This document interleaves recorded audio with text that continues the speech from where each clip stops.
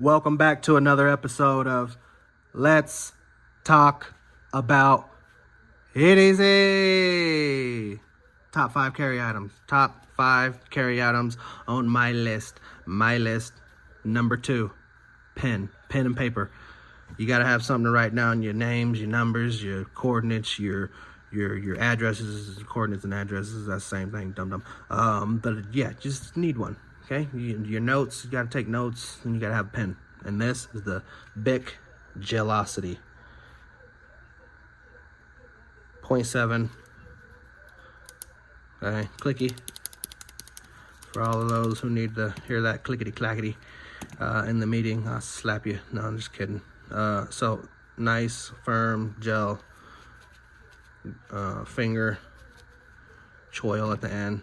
Love it, ergonomically fine. So, but yeah, pen. Would it make your top 5? Where would it rank on your list? We'll leave the conversation right there.